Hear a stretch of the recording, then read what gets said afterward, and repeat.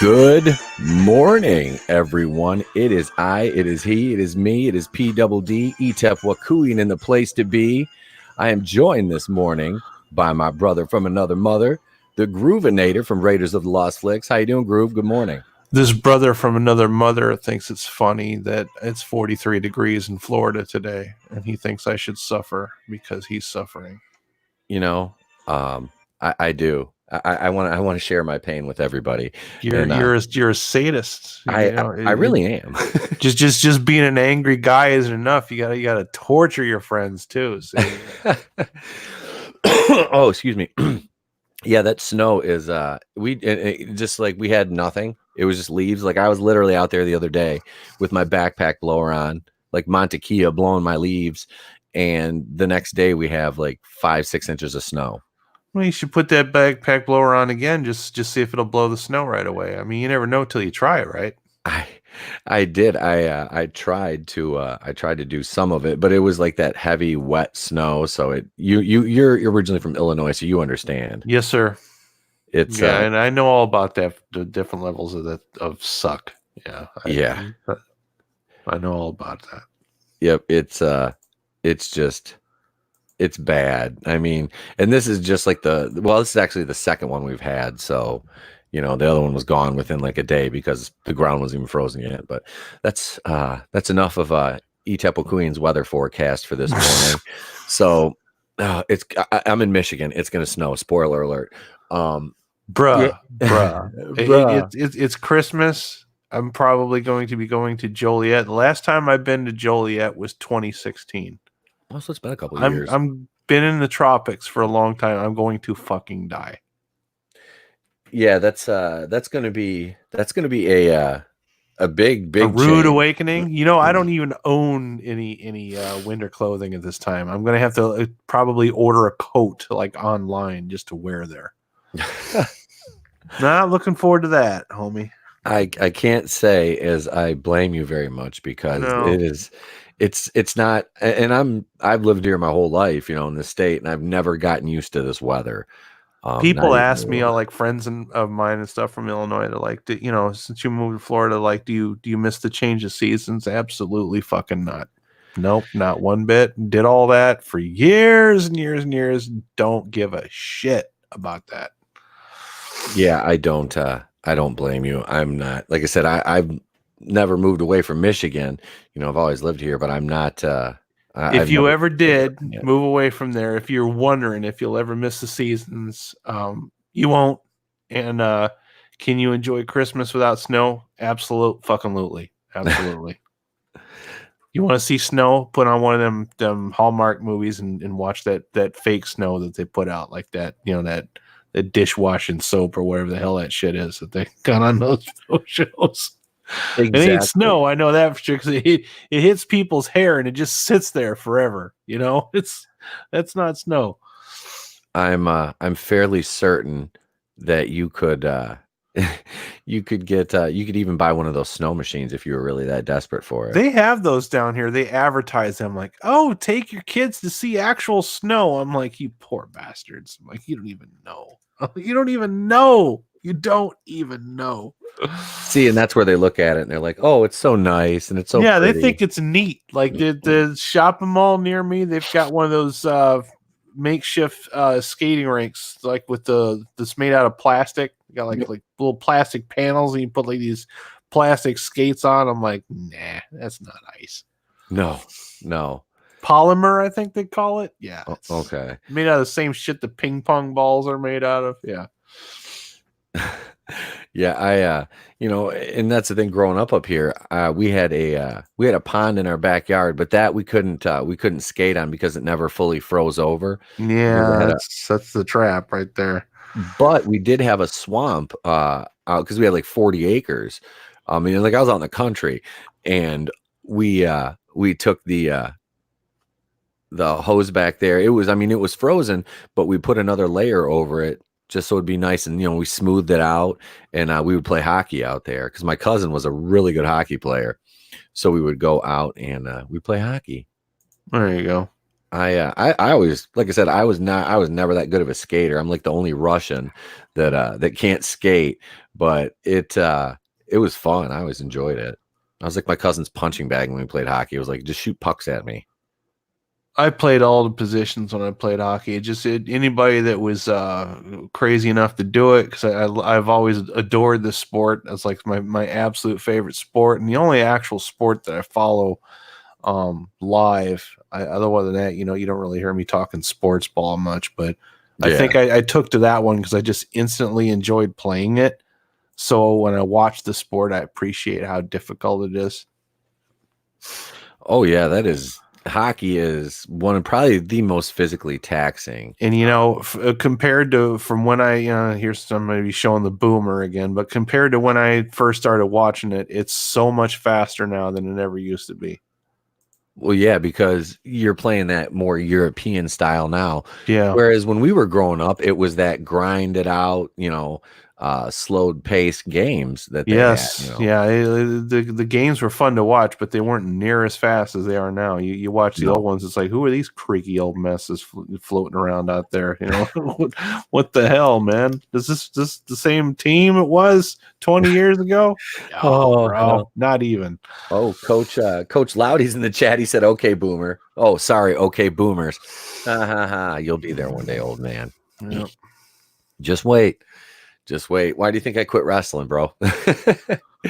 Oh, my body doesn't need that. All right. So It's all first, fun and games, and one day you wake up and like, oh, what the hell is acid reflux? It's all downhill from there, homie. oh, I am he said, huh? I can't hear you. Yeah, turn your hearing aids up, those miracle ears.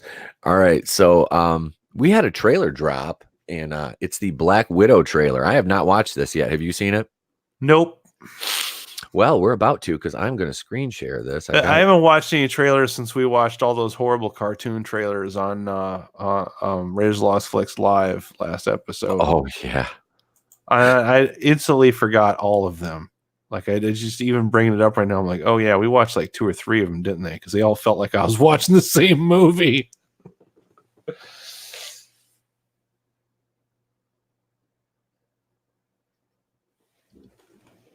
Hello. I think I lost somebody.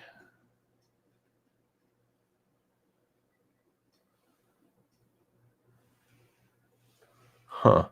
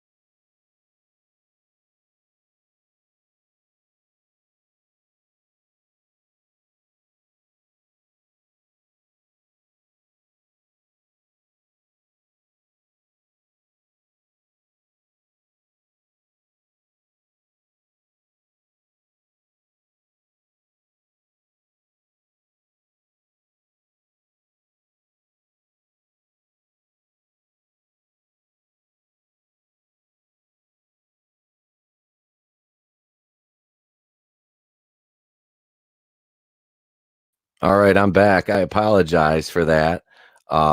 There we go. We're back. Sorry about that, everybody. Okay. Yeah. I thought at first I thought it was me, so I Nope, nope. My computer froze. I had the screen share set up, and the damn computer just froze. So see. Even your computer's telling you it's too damn cold outside. You need to listen to your instruments, man. I'm telling you, nope. It's nobody else's fault. That was me. Sorry for the dead air. All right, let me see here. We'll try this one more time. I think I might have. Let's see. Screen share, share audio. Boom, bam. Worked that time without a hitch. Can you see my screen there, Groove? Hang on here. Yeah, I see it Okay. now. All right, let's get the audio up here. This is the official Black Widow trailer. Loudy, this is for you, buddy. I used to have nothing.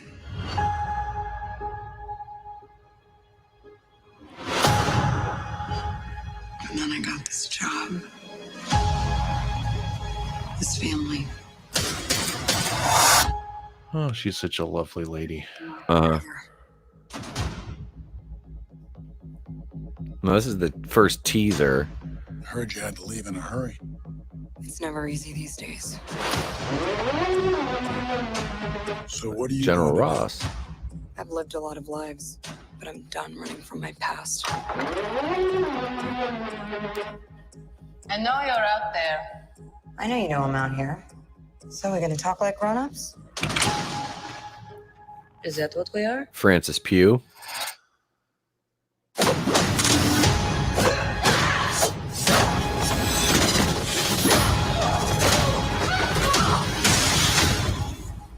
It's good to see you too, sis. Like that. Yep. What brings you home?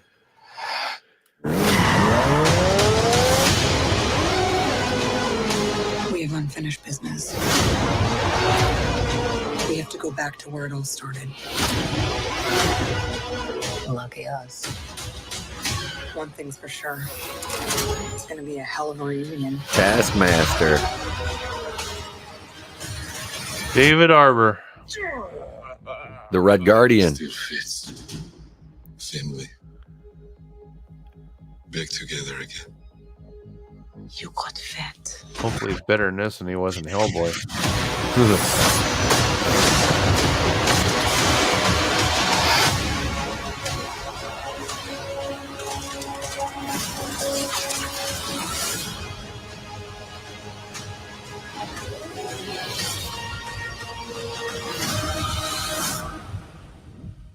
Oh, I ain't gonna lie, man. That looks hot. Yeah, that And I'm That- not just talking about the lovely ladies. I mean, just it looks like entertaining movie. yeah, man, I'm definitely liking the look of that. Yeah. Loudy says Taskmaster. I don't see Kevin Sullivan. That's a wrestling joke. That's funny. We got 5 people watching right now. Let's get 5 bitch slaps of that like button. Okay, so all right. Loudy says he felt uninspired after the trailer. We got 6 people in the chat right now. Let's 6 people watching. Let's get you all in the chat. 6. Oh man, so that was pretty tight. I think it was cool. This is one of the movies I'm really looking forward to. Even there's though an up and a downside because I'm just being real here. Yeah. I liked the trailer for Far From Home, and Yep. then I saw the movie. yep. Like And- all the trailers from Far From Home look great, and then the movie happened. I'm like, oh, so you can't always tell by a trailer. Unfortunately, even Hellboy, I was excited about. Hellboy 2019. Yeah. Like not the first trailer. The first trailer was trash, but like the last trailer, I'm like, okay, maybe it'll be okay. And then that was the last trailer that they'd put out was literally all the best parts of the movie in the freaking trailer. That was it. Yeah, I really hope that they don't do that with this one because I think it had a lot of cool visuals in it, but it is a Marvel movie, so I mean, Yep. it's going to, and that's always the hook with those. Now, honestly, if you let's compare this because they're both Marvel movies. Let's compare this to do you remember the first Captain Marvel trailer? Yep. Still trying to forget about it. Exactly. In this one, you're looking at it going, she's, it's so different. And I don't want to, and I'm not really harping on Brie Larson here, but I just to compare because they are 2, female protagonists. So after the trailer for both of them, it's just like this one I actually have like a good and taking away the preconceived BS with the other one is just this one actually gives me a little bit of hope, whereas the other one was just like this movie's not going to be good. Well, yeah, and then also with this one I'm not getting this whole women can do it better than men.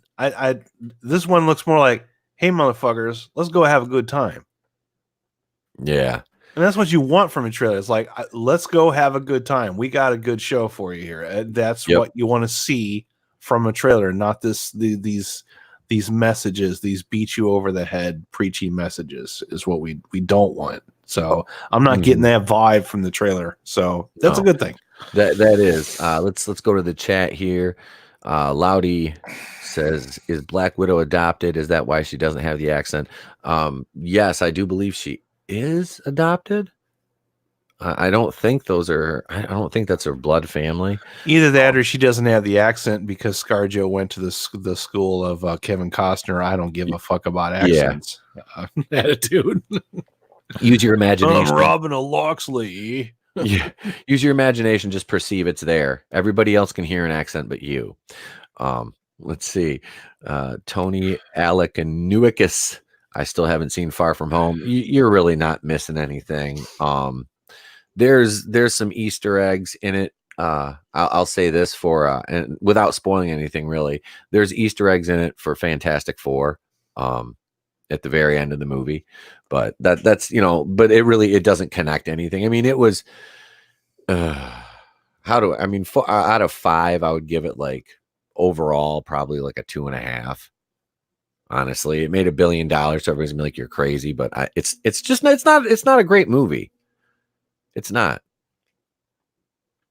I mean, you didn't really care for it that much. I gave it a 2-star review as well. I wanted to like it. I was very excited and amped from the trailer. There were too many letdowns within the constructs of that movie, and I think the biggest bummer about Far From Home, without spoiling anything for you, because I don't want to do that either, is that movie fails to have its own identity because it's working within the constraints of everything that was set up by Avengers Endgame. Yep. Like it spends way too much trying to crawl its way out of that mess that Endgame made, and it's like 75% of the movie is explaining that shit. And it's like, oh, by the way, Spider-Man. And at that point it's too late. You're checked out at that point. Yep. And let's see here. Tony also says, here, I'll put this up. Black Widow looks fake. 2 weaponized female assassins standing together in the kitchen, talking, fighting, and neither of them looked at the dishes. Jesus.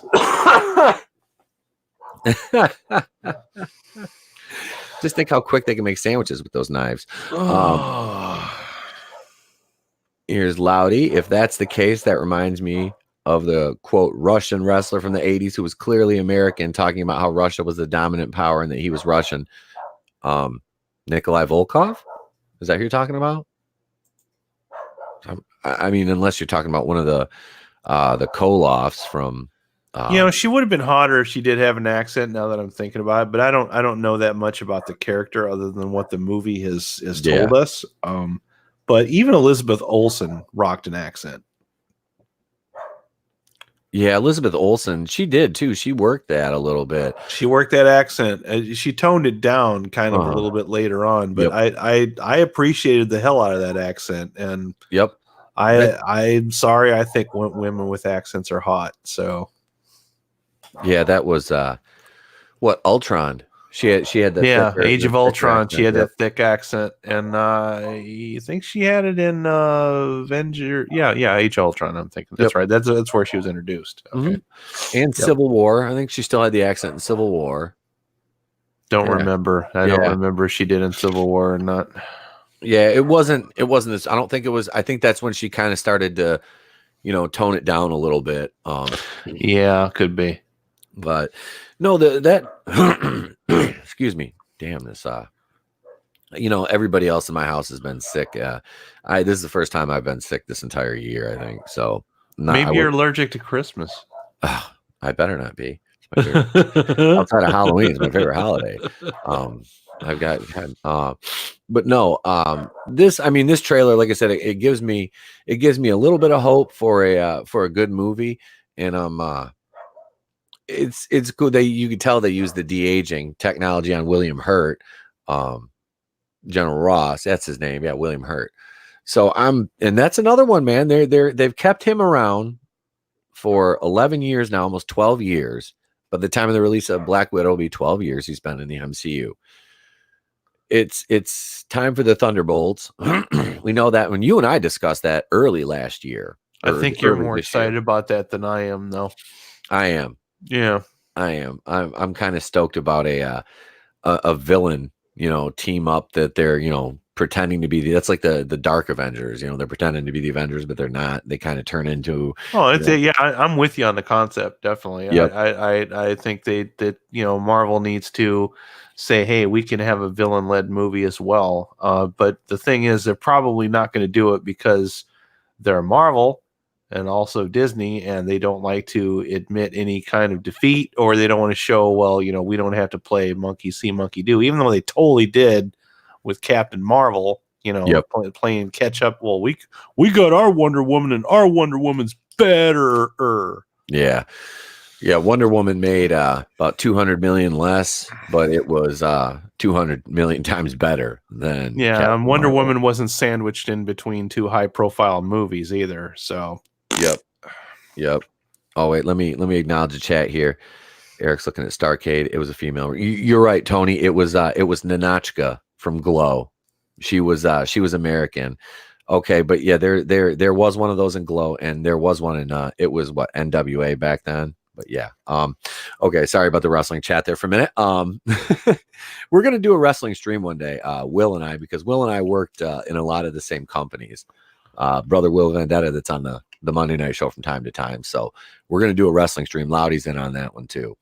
But yeah, so no, this I think this movie has a lot of potential. What did you think of Taskmaster?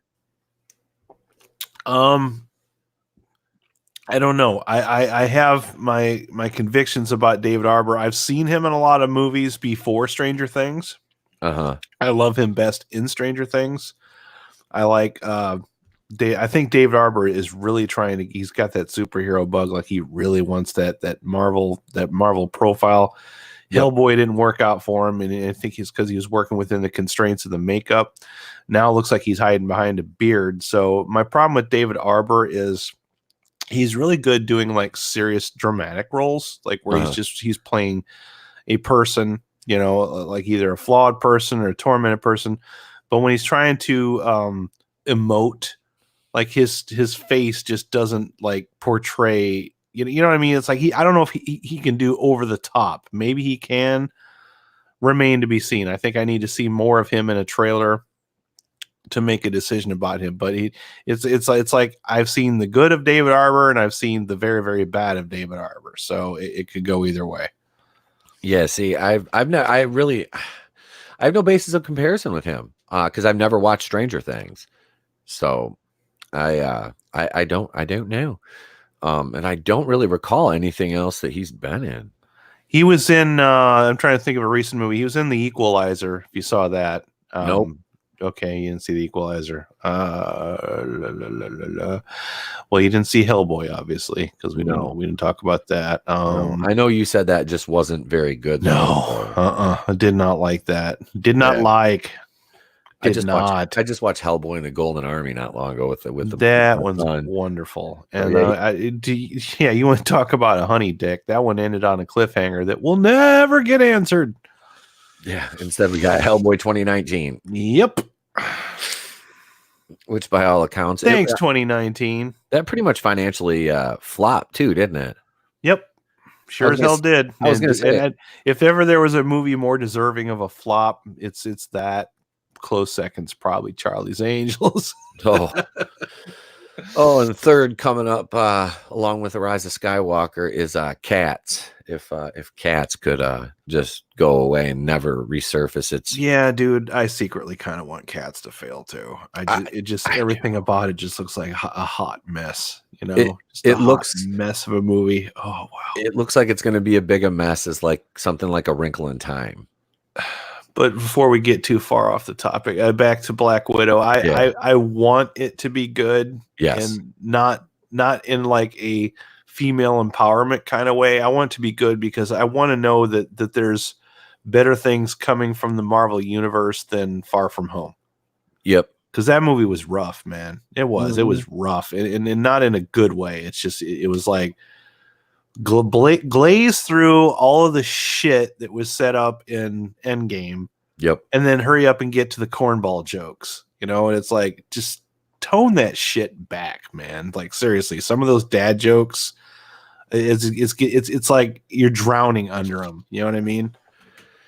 Yeah, that was the thing with like the whole thing with Mysterio was just it was rushed. It was rushed because like you Yeah, said, they spent too much time worrying about, oh, we got to recover from the blip and this and I that. wasn't anything against Gyllenhaal either, man. It's just Nope. it was a messy movie, you Yeah. know, and it's almost like they needed another movie in between, just like an aftermath kind of movie before they even started to think about doing more.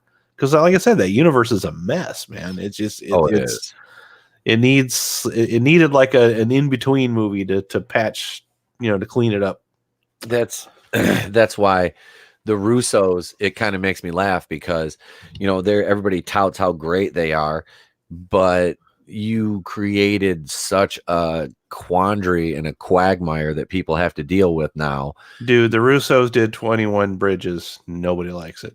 Oh God. If 21 Bridges is any indication of what the Russos are going to put together outside of the MCU, they're not long for this world, man. Let me tell you that. Yeah, the Marvel formula is pretty easy to lock down. It seems like for a lot of these directors. I think if they're gonna grow that universe, they need to kind of maybe start straying away from that formula a little bit. Yeah, they do. They really do. Because a decade's a lot to ask of somebody to just stick with that. Let's just keep doing this forever. No, it doesn't work like that. People's tastes and interests change. You have to evolve with your audience, and your core audience is now, they've grown up with this, with like we did with Star Wars. So their expectations are going to, be tailored to their age a little bit more. They'll still be able to enjoy some of the formulaic stuff, but for the most part, they're going to want their characters to grow and evolve, and the storylines too, to become a little more mature, so they can still relate to it. I mean, not that you can't relate to things that you did from your childhood because of that sense of nostalgia, but you also want to be able to actually enjoy it because it's good entertainment and not just member berries, right? Exactly. I've noticed that trailers are kind of starting to evolve a little bit too. Last handful of trailers that I've seen, I'm always talking about the trailer tropes. It's always like the single piano note, and then there's an establishing shot of a city, fade to black, single piano note, somebody saying some bullshit that sounds like it's important, but when you watch the movie, you realize it really isn't. Yeah, it's like a one-off, or it's not. And then there's always that drop noise that. That's when everything goes wrong. Right. And then it's got to end on a joke. It's like they're starting to get away from that now. They're kind of just like starting to show you just scenes of movies, and a little bit of action, maybe a little bit of talking. It's starting to change up just a little bit. It's very slight, but the point that it's changing tells me that, it's time for another change in the Hollywood landscape. And Marvel's going to have to stay on top of that if they want to stay on top. And that's something that I hope they do, because I'm looking. There's a lot of things I'm looking forward to. I really am. I am too, dude. I'm more optimistic that it's a wonderful feeling. Like we're still going to get some more bad entertainment, but if the ratio even gets to where it's like 50-50, I'll be happy. Because like for the last couple of years, I've just been dead, man. Because it's like I'm searching for a movie that I want to go see. Yeah. Now I'm watching things for my channel, but I'm noticing that some of these movies I'm not like just dreading as much as I was before. Mm-hmm. Like I'm cautiously optimistic. This weekend I'll be seeing Playmobil the movie, and then Dark Waters. I'm actually looking forward to Dark Waters. There's a documentary that Sal pointed me to. He said you need to watch this before you see Dark Waters. I watched it.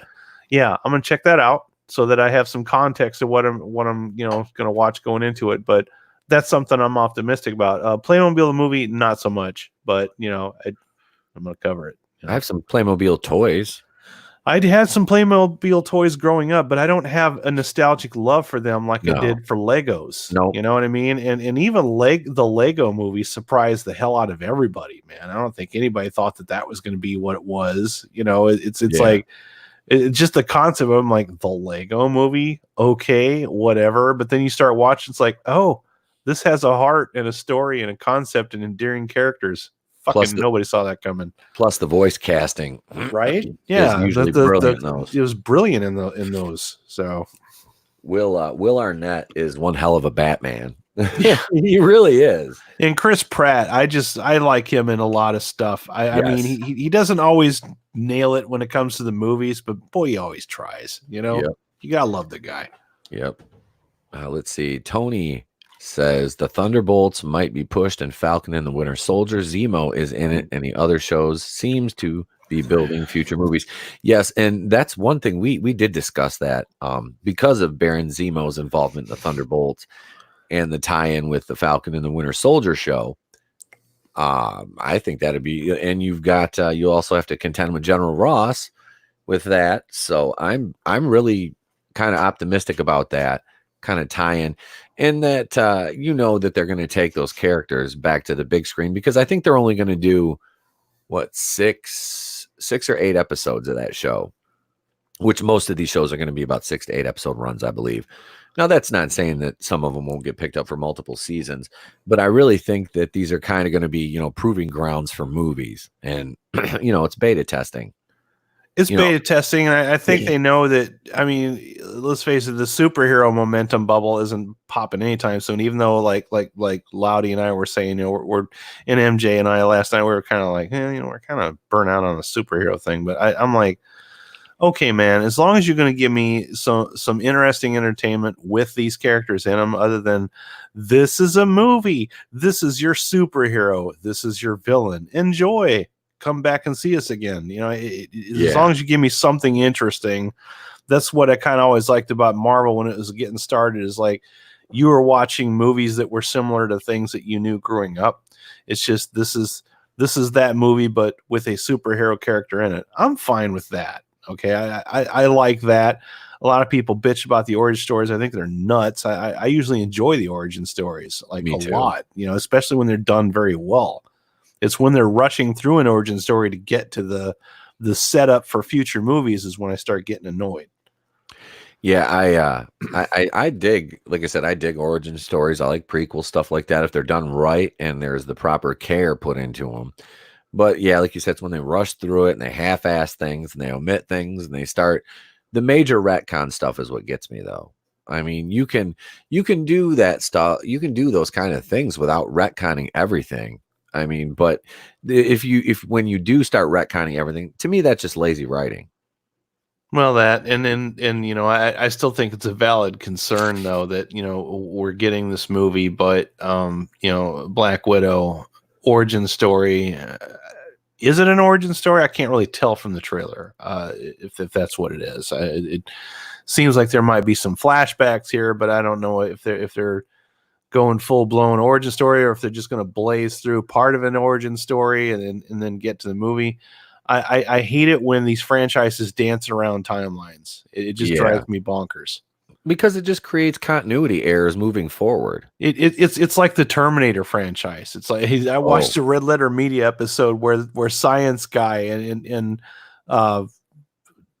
Dave Bowman, they're trying, or Jay Bowman, sorry, they're trying to break down the Terminator franchise. You can't. There's like 15 different timelines going on, and it's just fucking insane. Yeah, I was gonna say there's all kinds of and then they've done a retcon with that too, and it didn't help. Nobody cares. They did a retcon with Halloween. Yeah, that's coming out on Pete's channel never. So yeah, my Halloween 2018 review will be up in Halloween of 2020. After the new one comes out. I might review. I'll wait till the trilogy comes out, then I'll review the entire trilogy.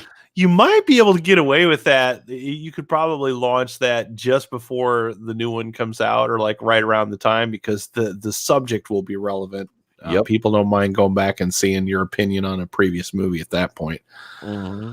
I did a breakdown of I did a Halloween 2018 review a long time ago before I started like full time in the YouTube thing. I was just dipping my toe in the water to see what I could do. And my point was, why are people so pissed off that this is, a retcon? Look at this freaking franchise. what's to retcon? You know, I mean, it's not like Yeah. anything was done very well to begin with. Like most of those movies were barely connected, if at all. You know. Yeah.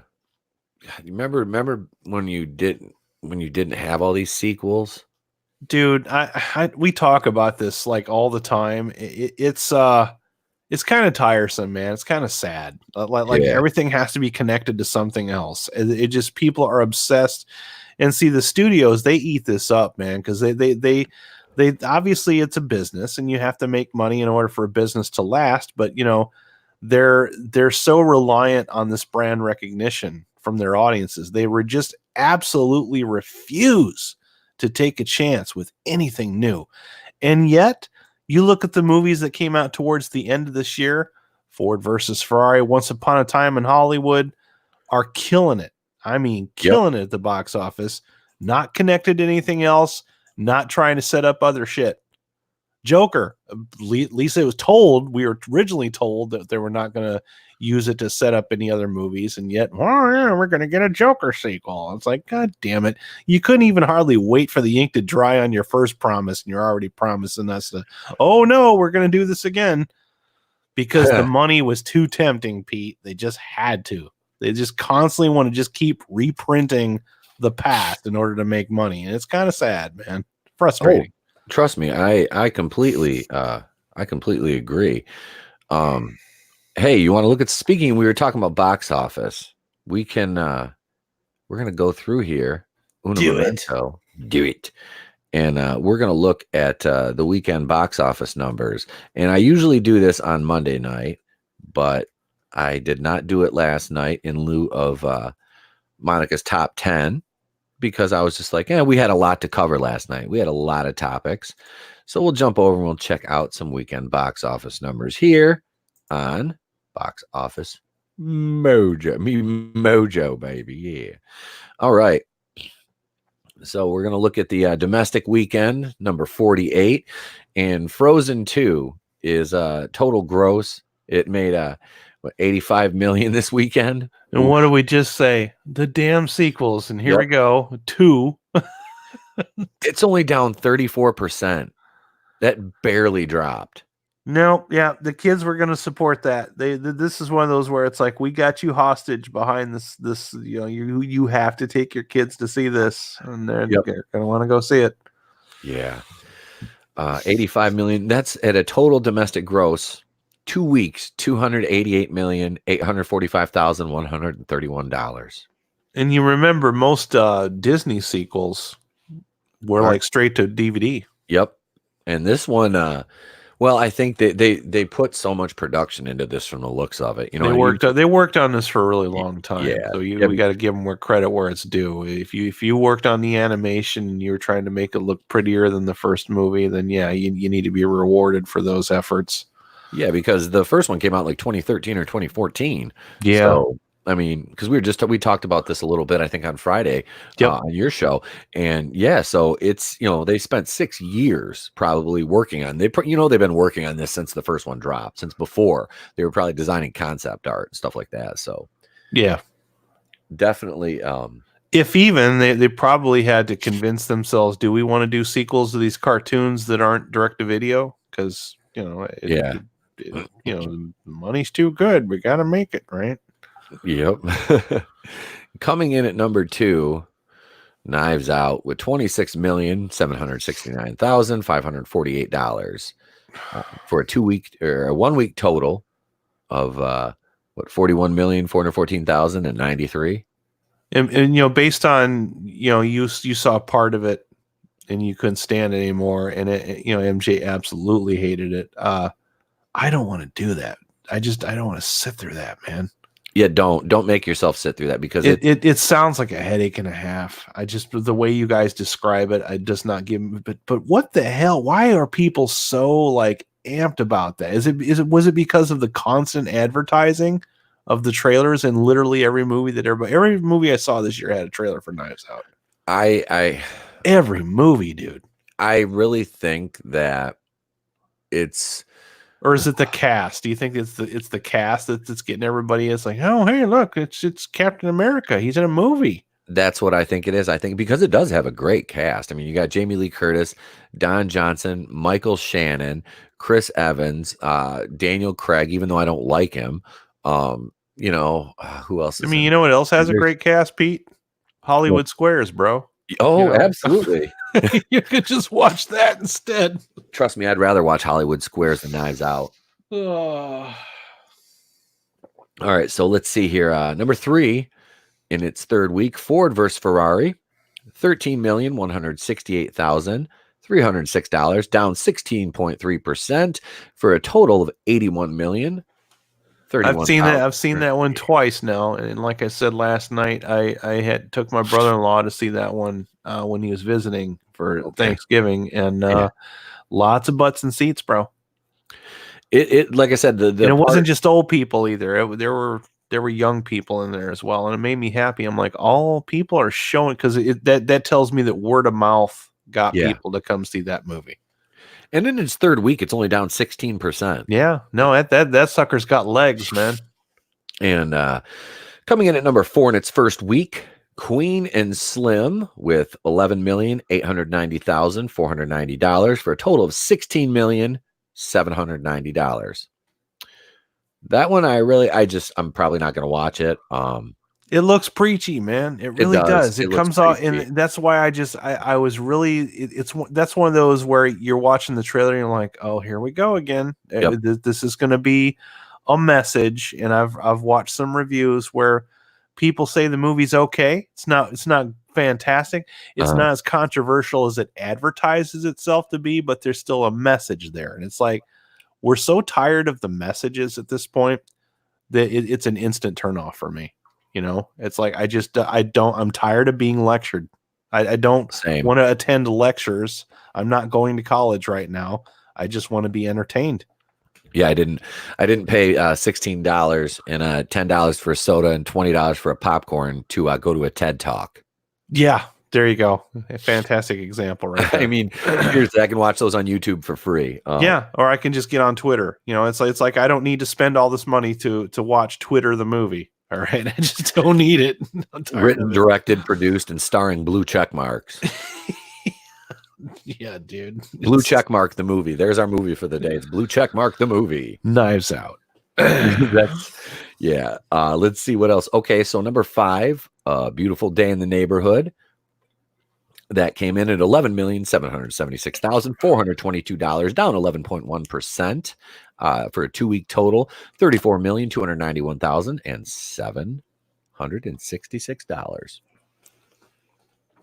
I'm glad it's at least still in the top 10 because it was a wonderful movie. I really, really enjoyed it. I don't think a lot of people are going to give it the time of day though. And I think it's because it's not the biopic of Mr. Rogers that people were wanting. Yeah. And I think that's a fair criticism because advertisement commercial wise, it looks like that's what it was going to be. But when they find out that it's not, everybody's like, oh, it's not. Oh, well, I'm not going then, you know? Yeah. And that's how fickle audiences are. And they have a right to be that way. Absolutely. And after hearing your review, it doesn't sound like a bad movie, but I was wanting a kind of not an origin story, but I wanted to know, I was hoping that's especially with Tom Hanks, because he just looks like he played that role perfectly. No, he lives it. Yeah, he lives it. And yeah. I think A Beautiful Day in the Neighborhood would have benefited more from being like a Netflix original than being in a movie theater. Okay. During a crowded box office, because the box office is like starting to slow down right now because it's not Christmas break. The reason there was so much stuff coming out like right around Thanksgiving is they knew that they were going to have kids out of school for a few days and people were going to go to the movies, and very obviously they did. But there was a lot of high profile movies. It was, Beautiful Day in the Neighborhood wasn't going to have a chance. Yeah.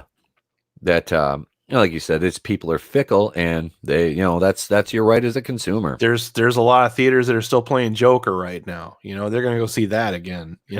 we're gonna get to that because that's still clinging to the top 10 here. Still in there. But and Tony, I see your comments, bro, and I'm going to that's going to tie in with the Joker talk we have here. But number 6, 21 Bridges, down from number 4 for a weekend total of $5,587,111, down 39.7%. That is the biggest drop in the top 10, just a shade over last Christmas. That has grossed $19,220,781 in 2 weeks. I want to know what I have to look up the budget on this movie. Well, I'm going to tell you, if with 21 Bridges, if you're going into it, knowing that the Russo brothers directed it and it stars Chadwick Boseman, if you're expecting Black Panther level of entertainment, you best lower your expectations a lot. See, in the first trailer I saw was during Endgame. Trailer for that one looked good. We watched it together. I watched it on your channel, actually. Yep. Yeah, and I was like, okay, so this looks really good. I'm stoked. And then like you and MJ see it. You get from the trailer, you were expecting like a riveting story in the trailer, and then when you get in, you realize that there's a very bland, pale, generic story that really doesn't have a lot of thought put into it. You're like almost shocked. And J.K. Simmons is in this too, which I was absolute waste of J.K. Simmons, and that's a shame. That man is a treasure. So it's a waste of everybody's time. You managed to get Keith David in your movie with J.K. Simmons and Chadwick Boseman, who I've seen him in fantastic roles before Black Panther. All right, and you have those guys not giving their A performances. It's a serious letdown. Oh, it's. You can't get a good performance because the focus of the movie is the script, and the script is just paper thin, man. Like you'll figure it out in seconds, and you realize when that's really what it is. It's like, oh, it's just deflated, man. Oh, that's just disappointing altogether. It really and is. Yet it's still in the fucking top 10. Yep. I mean, there's just not that many good movies out, really. It looks no. I mean, let's see, number 7, Playing with Fire. We know this one's hot garbage. That made $4,221,014, down 6. Hey kids, you want to play with fire? Well, let me tell you something. This one's down 6.5% from the last weekend.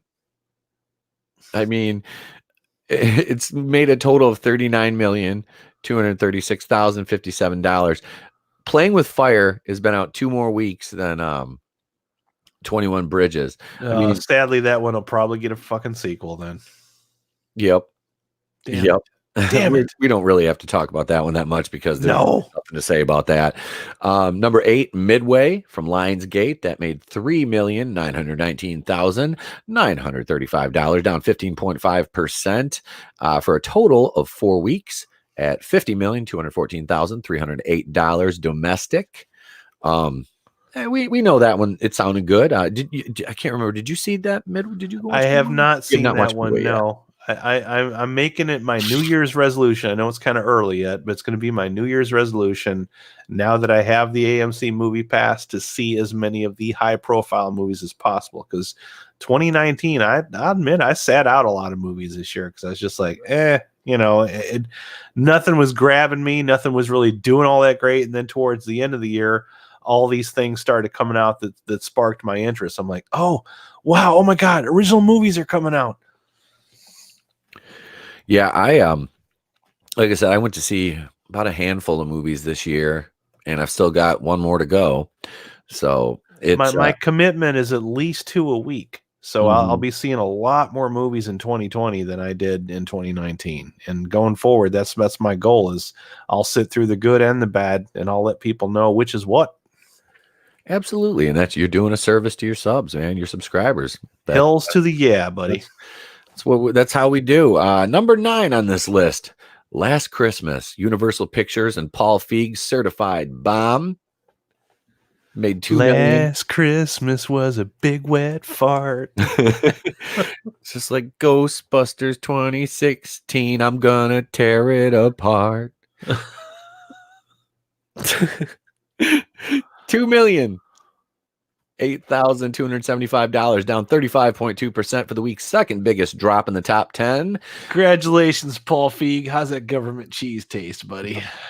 That's got a 4-week total of $31,686,250. And we really don't need to say anything about this. This movie's it's written about it's based off a Wham song. I mean, This is the extent of Paul Feig's creativity, ladies and gentlemen. It's based off a Wham song, and the movie's is the story is told through the songs of George Michael. This is no lie. Yeah, it's a holiday rom-com told with the story. That's one of those that you should probably check out and let me know what you think of. Oh God. If it goes on Netflix, I will. Oh, I was gonna say you don't have to watch the entire thing. I just want to know if it's really as bad as everybody says it is, because it's been in the top 10, but it's like literally the only holiday movie out. So when I set sail after we go off air, I'll see if I can scoop some of it up and watch it, and I'll let you know. Number 10, rounding out the top 10, 9 weeks in, Joker from Warner Brothers, 1.9 million. $1,950,478, down 29%, still playing in 1,146 theaters. That movie's a goddamn energizer, Buzzy, and an energizer bunny. It keeps on going. It is withdrawn from 264 theaters since the previous week. And just to put that in perspective, 9 weeks Joker has been in the theaters, right? Now it left 264 theaters last week. Let's see, last Christmas has been in the theater 4 weeks. Last week, it dropped from 559 theaters.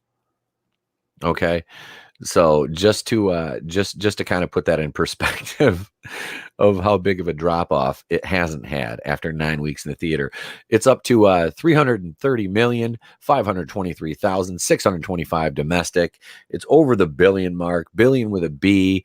Is in Warren Buffett's billions. It is still making money after 9 weeks in the box office. I'll say it once and I'll say it again. It's one of the biggest wins for the culture war I've ever seen. Yes, it is, because it's proof that one, people want to see a movie that's not connected to other movies. All right.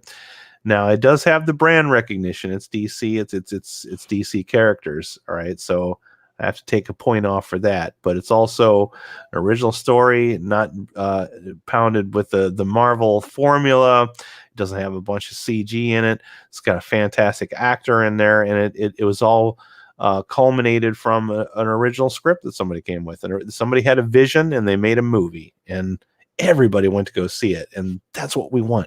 We want more like that, not more of it, more like that. Yeah, I don't really need a sequel to that. And I'm going to tie that into a comment that Tony made about 10 minutes ago. A Joker sequel is a bad idea. The studio will be too involved with the making of the sequel.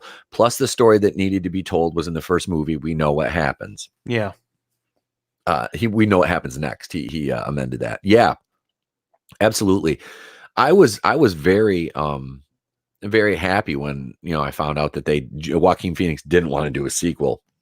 Yeah, I'm glad, because he's a smart guy, and he's not trying to get into a franchise, because the fact that he even did the movie told me that this movie had ideas. You know what I mean? It's like, oh, they're going to do something really different here, because Joaquin Phoenix, if you've seen his jacket of movies that he does, he likes the really obscure stuff where he can just kind of cut loose and embody a character and give somebody he'll give 150% no matter what role he's in. I mean, is despite how weird the movie might be or whether or not it connects with the audience, he doesn't care about that kind of thing. He's not trying to get the money. This is a guy that cares about the art of acting. You know what I mean? His performance is paramount. He saw something with this vision, like he was definitely on board with it. And you have to 50% of why the Joker did as well as it does, at least 50%, if not more, is Joaquin Phoenix. Mm-hmm. So, and I think it's good that he doesn't want to do a sequel, because it cheapens the experience if you're just going to print more of these. Yeah, I don't want to see 3 Joker movies and then tie into the Batman with Robert Pattinson. Exactly. It's not special if you're just going to keep doing it and then doing it and then doing it again. It's no matter how bad the suits want it, all parties have to be involved. It has to be the same director, it has to be the same actor, and it has to not have too many cooks in the kitchen. Because like you say, that's where these things always fall apart. That quote unquote writer's room. We don't need that. Writers' rooms, and traditionally producers always come up with bad ideas. Case in point, everything to do with Spider-Man 3. Yes. Oh God, that looks like Spider-Man 3 would have been fine if all the producers hadn't stepped in and say, we need. that was Avi Arad, man. That was Avi Arad. Yep.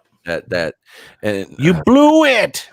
Yep, and that's why it was like I was so happy when Venom came out, because I watched and I was like, damn, I really like Venom. I know you're not. You said you didn't really, it was like a 2002 movie to you. Yep. And Venom was shoved in there, and he felt shoved in there, and it's like, I liked Sandman as a villain. I wanted to see more of that. But once you start, this is my problem with all the superhero movies, when they start shoving too many villains into the movie, nobody gets a chance to shine. That's like putting Doctor Doom, Kang, Galactus, and like Thanos all in the same movie. Oof, yeah. Yeah. What's that? A Roland Emmerich Marvel movie? Yeah, exactly. Hey, can we get Ego the Living Planet? And who else we got over there? Let's just do Lex Luthor too. Why not? Where's King the Conqueror? Yeah, fuck it. We'll bring Lex Luthor in from DC. We'll buy the right. God. Hey, is there any way we can get Ocean Master in here too? Oh, wait, you know what? Let's have Tim Burton direct this whole mess too. Oh God. Yeah, we're speaking of which, Two-Face, Riddler, Bane, Penguin, Joker, get over Poison Ivy. Poison Ivy, yeah. Anybody else? Come on down. Dun-dun-dun-dun. I just want to point out here that number 14 on this list, Charlie's Angels, is down 61%. It made 1.2 million this weekend. And okay, remember how I said, let's see. That one's only been like what, 2 weeks now? Charlie's Angels been in 3 weeks. 3 now? Okay, so Joker, 264 theaters it left after its 9th week. Okay, Charlie's Angels dropped from 296 theaters after its 3rd week, because Elizabeth Banks was not able to guilt shame everybody into seeing that movie. That's it. We're gonna click on. Let's see here. Yeah, the guilt shaming does not sell a movie ticket in this day and age. Look at this. Here's the dailies right here. I mean, this is just oof. I mean, I wonder, this movie is gonna just completely the investors of this movie have to be.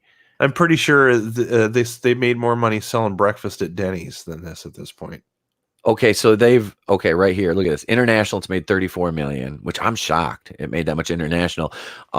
Because if you look at like China, that Baizu, they don't take to that, and that's basically what this is. Would be considered that SJW kind of Baizu stuff, worldwide, $51,438,503. So they've basically lost probably around what I say the budget was like 44 to 45 million. We'll just figure $50 million. Okay, so you can figure with marketing, everything, you've got about 100 million wrapped up in this. So right now you're down about 49 million. Check out the genres. This caught my attention. It's action, adventure, comedy. Was there comedy in the movie? Everybody was like, excuse me, I'm sorry.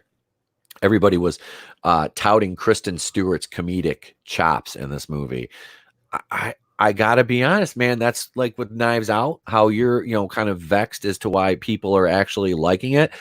I was that way with this. I'm like, I didn't find Kristen Stewart to be funny at all. And trust me, if she was, I would have admitted it. But yeah. And I probably would have laughed because I would have wanted something to be good other than being able to look at Naomi Scott and Ella Balinska.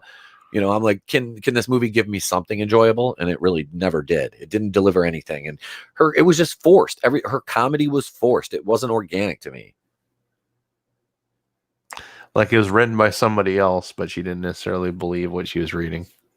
They initially wanted Jennifer Lawrence, Margot Robbie, and oh God. See, that's something I would have showed up for. Jennifer Lawrence, Margot Robbie, and I can't remember who the third actress was they wanted. Another one of these. Elizabeth Banks had Dollar General versions of all of these actresses. Oh my God, dude! I think. Okay, so say you should have just went direct to video at this point. Yeah, it'd have been at least. This was Sony Pictures. They always have the worst stuff, dude. Say you take out Ella Balinska and Kristen Stewart out of this movie. You can leave Elizabeth Banks in as Bosley. You get a different script and a director. and you put in Margot Robbie and Jennifer Lawrence and leave Naomi Scott. I Okay. don't care for Jennifer Lawrence, but I do like Margot Robbie. Yeah. I would replace Jennifer Lawrence though for sure. But what I'm just saying, like, because she's a box office draw. Now, I'm not Pretentious necessarily biatch, the biggest fan of her. Say even if you got Margot Robbie, Emma Stone, and kept Naomi Scott, there you go. Now you're talking. I would have been good with that. Elizabeth Banks can play Bosley, that's fine, but you get it, like I said, different script, different director, and you play it off like the 2000 and 2003 Charlie's Angels movies. Now you've got yourself, even with those actresses, I think you could take it a little more seriously. You could go just slightly more serious with it, and because as other reviewers have said, what makes those is it's the sex appeal, Yes, and the way that they use that to their advantage. Yep. You don't have to make it an all out like male fantasy movie, but you can make them sexy and badass at the same time. Make them like spies. That's what spies do. They use manipulation to get information. And that could have been you could do a spy movie with that in a modern day and age without trying to guilt shame people into seeing something or pandering to one specific audience and then blaming the other audience for not showing up for it. Oh yeah, kind of like Black Widow. They could she's a spy. I think Black Widow, hopefully, if the trailer is any indication of it, will give us that type of a movie. Maybe they figure that out. It's like, okay, well, you can do, it's not like we've said it 1,000 times. We don't have a problem with female characters. Just do something good with them. Don't just use them to preach to us or lecture to us. Just, give us a good story, give us some good action, give us some good performances. That's all we're asking for. Absolutely. And that is it, and I'm the one, defending Gina Carano and the Mandalorian, because I was like, dude, we say we like these strong female characters. We get when everybody complains about it. I'm like, she's like a legit badass. Like if there's ever been, a woman in a major role that is like a legitimate badass, and I'm not discounting, like we talked about Cynthia Rothrock before, like her. Cynthia Rothrock, and another one I'd like to throw up there is Mia Jovovich. I mean, how many action movies has that woman done? I'm pretty sure she's given Jackie Chan a run for his money at this point. Really, she has. I mean, she's done a lot of action movies, man. Like she's a gorgeous lady. She's also a fantastic actress. I've seen her in dramatic roles where it's like, wow, she's really got like a lot. But I think she likes doing the action stuff. It suits her. It does. She's actually really good at it. Her and Kate Beckinsale. Oh, Kate Beckinsale owns that. Yes, she does. Yeah, she does. Kate Beckinsale, excuse me. Kate Beckinsale should have been Lara Croft. Yeah. Yep. She would have been an awesome Lara Croft. She reminds me of, she's a little bit younger version of Evangeline Lilly. Yep. That's what I'm an Evangeline Lilly fan and have been since long. Emily Blunt would have been a good Lara Croft. I'm keeping my fingers crossed that her and John Krasinski actually get casted into Fantastic Four as dude, don't tease me like that. Don't tease me like that now. Come on now, Pete. Google Fantastic Four, and you're going to see a million fan images of them. I mean, photoshopped onto, Sue Storm and Mr. Fantastic, because they fit the role so perfectly. And I didn't like A Quiet Place, but I haven't seen that one yet. It's like it's been in my queue forever, and I'm just like, I don't know if I want to watch that right now. I can't never talk myself into it. I didn't like it. I respect Krasinski's writing, though. I think he had good intentions with it. I didn't really like it. But him and Emily Blunt, really, their husband and wife, they have excellent on-screen chemistry, and they do. That's one thing I took away from the movie, even if I didn't really care for it. I'm not going to bash on it at all. I just wasn't my bag. You know what I mean? Some people might like it. Yeah, sometimes it's just like you don't hate a movie, but it's like it just doesn't really work for you either. Yeah, it's me with a lot of movies. Yeah, to me, it was kind of boring. Yep, that was like I told you, I watched Venom recently. Just kind of checked out. I couldn't get into it. I wanted it to be darker and edgier, and it came off to me like this is a kid's movie.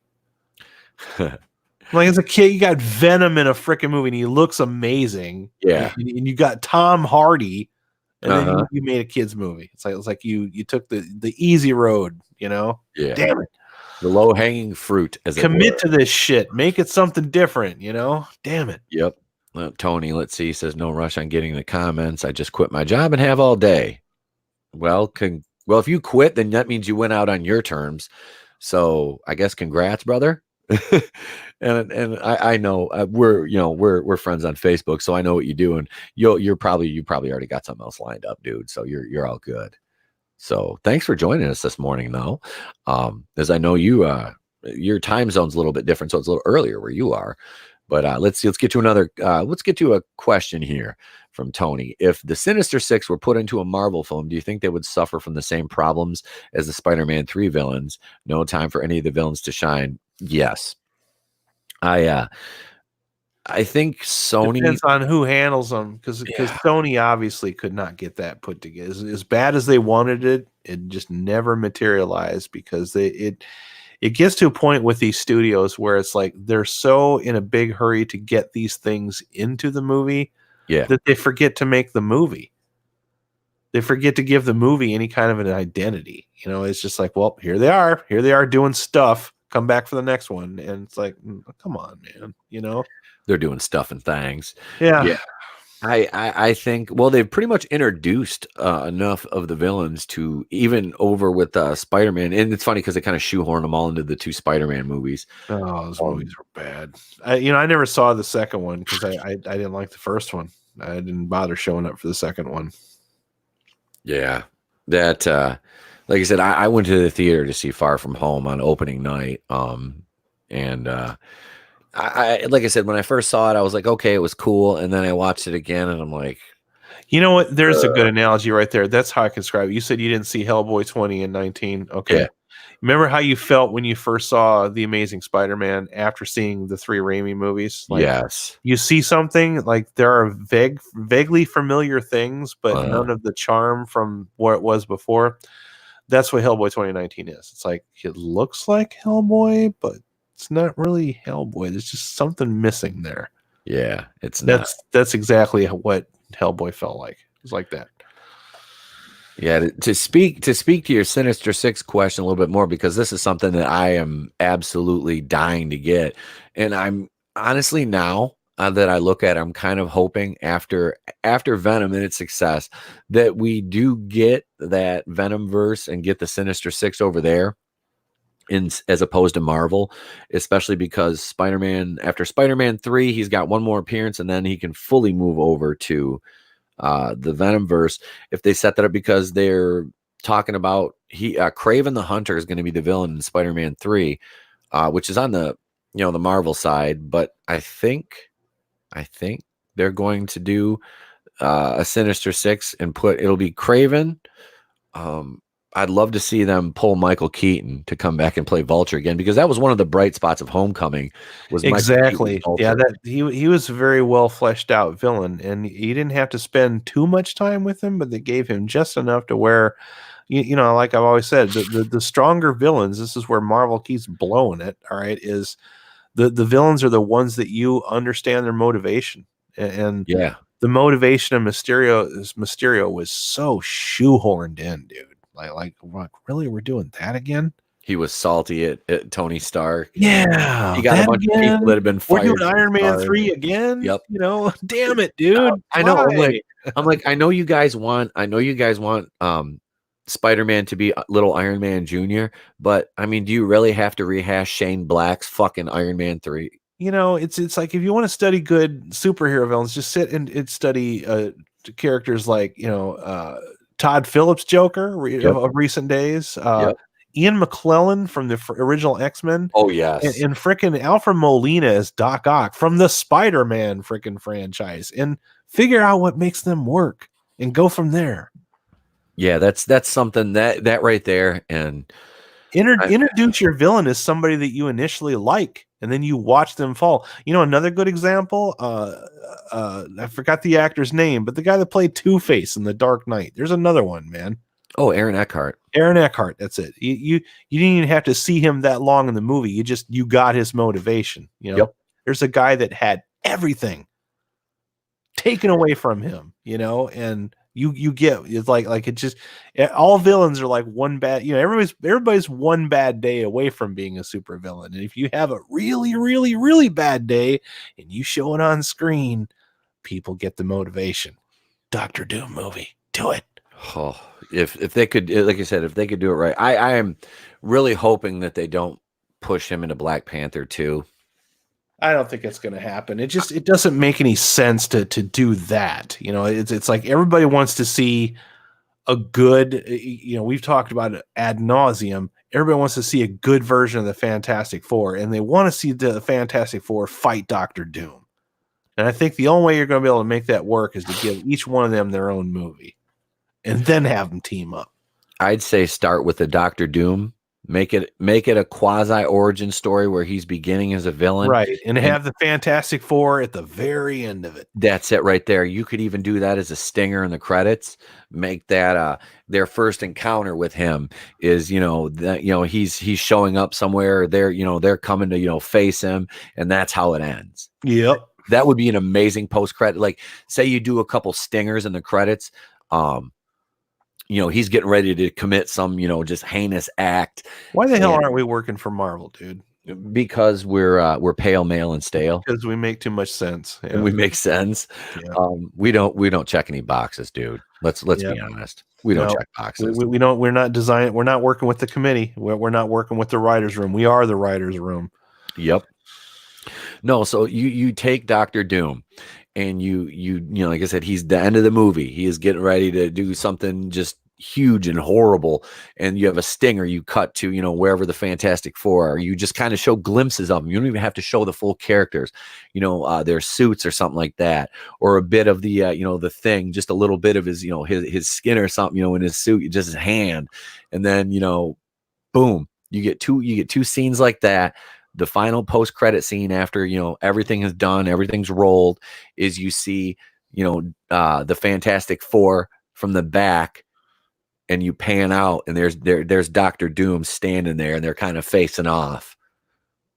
And then boom, there's your movie, and that leads into, coming, next year, the Fantastic Four, da-da-da, or something like that. I mean, that right there seems to make sense to me. I don't know. Yep. There's so many cool things you could do with that too, man. You could do Silver Surfer, or you could, yes. Don't do that right away though, because it's been done. I mean, it's like you have to have Doom, but you don't necessarily have to have Doom be your main focus. He can just be there, like in the background, like orchestrating the, pulling the strings, and you can bring in some other villains that we haven't seen yet.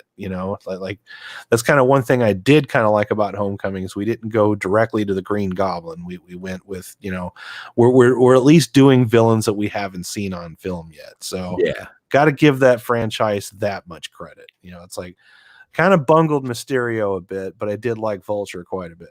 Oh yeah. How do you think they're going to do with Kraven the Hunter? I don't know enough about Kraven to be able to tell you, because I read some Spider-Man comic book. Like I always tell you guys, I'm not a big comic book guy. I read some when I was a kid.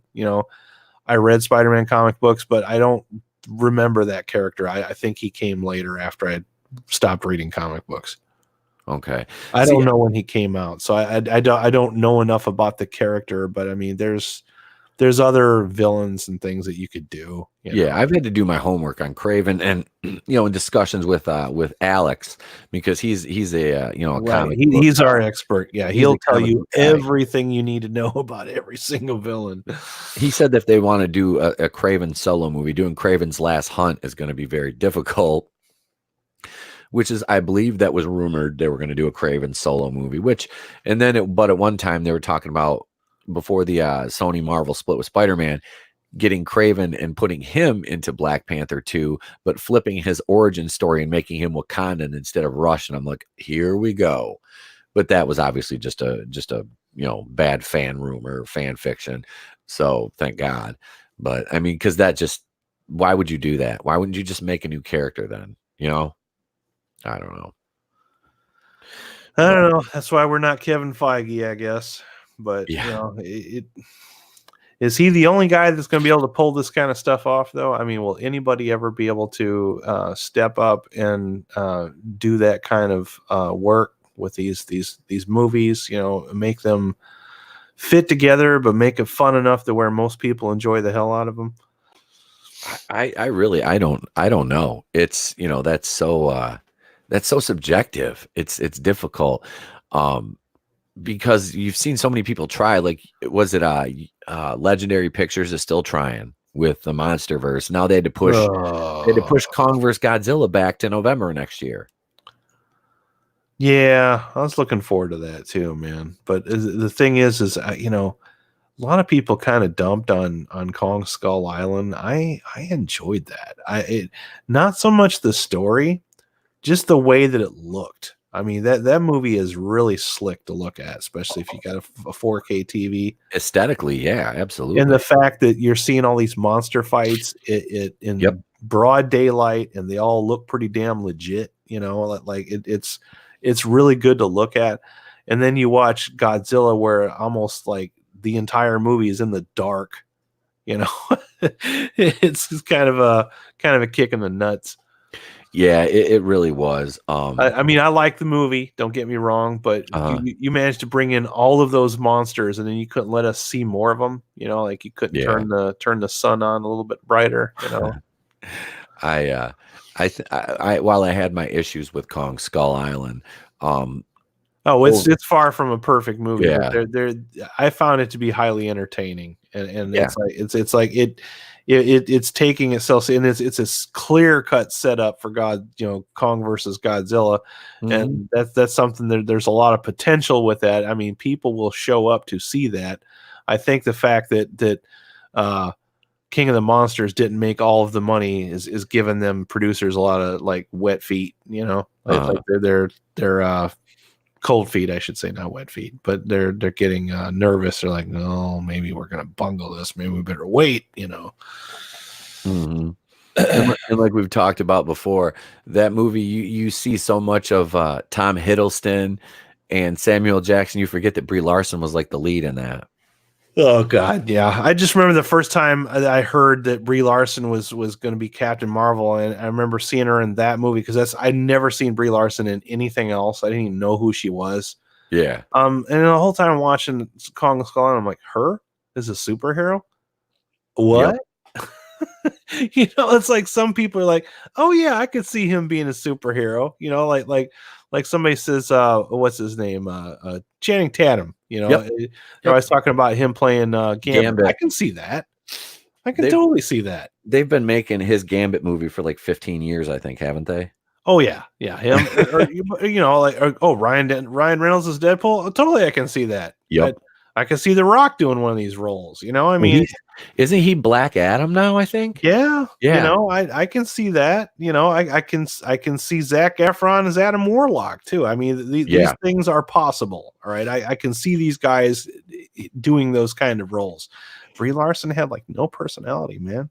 None. Yeah, she was flat and that was my biggest problem with Skull Island is none of the people in that movie have any personality except for John C. Reilly. He's like in his own separate movie, Yeah, he really sold it, man. He carried that movie over the finish line, dude. He did. That's the problem with King of the Monsters. They don't have a John C. Reilly in that, No, they needed one. No, that, and like I said, that was a good movie. I liked it, man. I loved seeing all those monsters together. Oh yeah. And I recognized all those movies because you and I probably we used to watch those on Saturday afternoons, man. They'd always have like those on a marathon or something. We'd watch every single one of them with the bad dubbing and everything. Last and this is funny. Last Christmas, because Christmas Eve is my brother-in-law's birthday, so we always go out to the pub and have dinner, and I usually DD, and me and the kids sit there and have a couple sodas, and I DD for everybody. And we go to the same little dive, and we were sitting there and we're facing a row of the TVs, and it was a Kaiju Christmas. Nice. And they had on all the old Godzilla movies, and I'm like, oh great. I knew my kid liked Godzilla, but I was like, I don't think he'll sit through these old ones. We were there for about probably about 2.5 hours, and he sat there and we watched a movie and a half, I think. Dude. Kids love those monster movies. I recorded. They were on one of the channels here. I recorded 3 or 4 of them on the DVR, the old like 1950s. He sits through those. He loves them. The black and white ones, doesn't care, loves them. Yep. So I'm like those, and they say, kids don't like this kind of stuff and that, and it's like, well, yeah, they do. Dude, Yes, there's they just do. something iconic about that growl of his, that's that kind of scream growl, that noise that he makes. I've got the original Godzilla movie on the Criterion Collection, buddy. I love that movie. It's amazing. Yep, those were those old ones are just, they were fun. They were Yep. fun. And you get especially when you get into like Mothra and stuff like that. So Rodan, King Rodan. Ghidorah, yeah. Yeah, that was what scared him about King of the Monsters. He had nightmares about Ghidorah. Oh wow. He That's did. He awesome. literally had nightmares about that, like for like 2 or 3 days after watching that movie. I mean, I've watched That's probably going to be a hell of a story when he's older. Yeah. probably shouldn't have done this, but he always was bugging me to watch Michael Myers, because we listen to the theme songs and everything like that. He digs the music from them, that Friday 13th and Oh yeah, it's fine, dude. I watched Halloween when I was like 4 years old. I he didn't was tell 4. anybody. Yeah. He's 4 now. Yep. So I watched like Loved I said, it too. I put part of the beginning of Halloween 4 on, and we watched probably about the first. He saw some kills, the ambulance scene and all that, and he was Daddy, what? This is scary. Okay, buddy, we turned it off. But he'll sit through here and there. But like he watched, I remember he was watching Walking Dead with me one day, and I'm like, I don't know if it's a good idea to let you watch this, but it wasn't really too bad of an episode, just a lot of walker deaths. So he dug that though. He was laughing about the zombies, because I got him some Lego zombies now. So nice. They're like those little dollar store Lego figures, they come in a 3-pack. You get 2 zombies and a hunter. So I got him 2 of those. Were in there the other day. Just for some reason, we picked them up. I'm like, here, dude. Yeah. So, but he likes zombies, so which is kind of cool. I'm excited about that at least. But yeah, so that's like you can pass these things on, man, to your kids, and that's and that's the thing about kids. Are so honest. If they don't like it, they're going to tell you.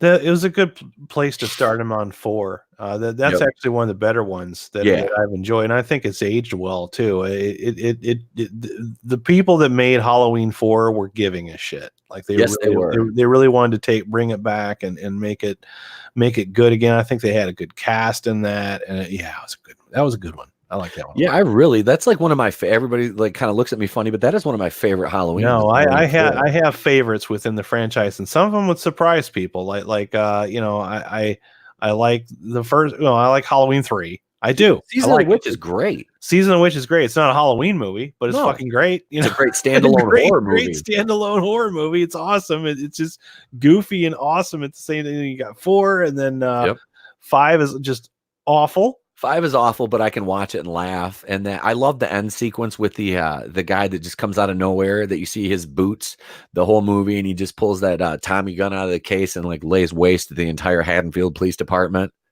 And then 6 is a weird, because I watched all these like just a couple years ago, because I wanted to watch them all going before I saw 2018. I wanted to watch the entire franchise because I hadn't seen all of them. All right, and I watched 6, and 6 starts off really bad. But then once they get to Haddonfield and you run into Paul Rudd, it's pretty good. Yep. I liked it. Not a great movie, but great. But Paul Rudd. It was a lot better than I thought it would be. Yeah. The beginning of that movie surprised me. Oh yeah, the first one was rough, man. But 5 was just like, it was painful, dude. Yeah. I think one of the best deaths in 5 is the Fonzie character with the muscle car. No, dude, the best death in 5 is when they kill the main lady. And the main lady in that movie is so bad. Yeah. Tina.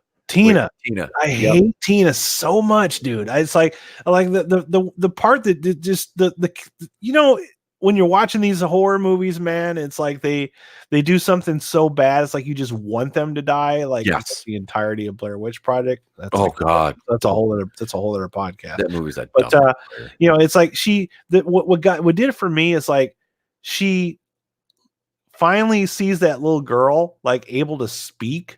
Yeah. And then all these cops pick her up, right? Yeah. But she's still gonna go party anyway. Like, are you fucking kidding me right now? It's like, I realize that you have to have things happen in your movie, but the motivations of the character in that movie make no fucking sense, man. Not even in a horror movie. Yeah, just like you said, even for a horror movie, that was like She that was leaves the bad. cops, leaves the girl that are being guarded by the cops Yep. to go fuck around and party and shit. I have to go party. I'm so How can sorry. you party after all this shit just happened? You know, I mean, Yeah. are you serious right now? Yep. Your friend hasn't been seen in like 2 or 3 hours, and you're not even fucking checking up on her. They killed off the wrong character in that movie. Killed her off for no fucking reason, dude. No reason. That's like one of those Terminator Dark Fate moments right there. It's Yep. like, why did you kill off the final girl from the last movie? Because I liked her. I did too. I really I was disappointed because I would have much rather seen her go through another movie than maybe die at the end of 5, as opposed to have the story center around Tina, who is about the most annoying. Dude, we should do a Halloween show this year. We should totally fucking just go through these and just we could do a whole podcast on fucking Halloween, dude. Like I'm sold. On the movies. And if you ever get a chance to watch Shudder, or just even rent Shudder, check out Joe Bob Briggs' Halloween Hootenanny, where he watched like I think 3 or 4 of the Halloween movies, and they did 4 and they did 5. Okay. And he hated 5 as well, dude. It just like, you know what I mean? He just hated it. Like he was trying to be fair to it, you know, and then he just couldn't, you know. So yep. That's like Halloween 5 has about the same level plot as Friday the 13th part like 8. Oh, it's so just bad. It's just stupidity for the sake of stupidity. Just stupidity. And there's another example where a bunch of idiots came in and wanted to make their own movie in the middle of a fucking franchise and just derailed the whole goddamn thing. You know, let's put Jason on a boat in Manhattan and take him away from Crystal Lake.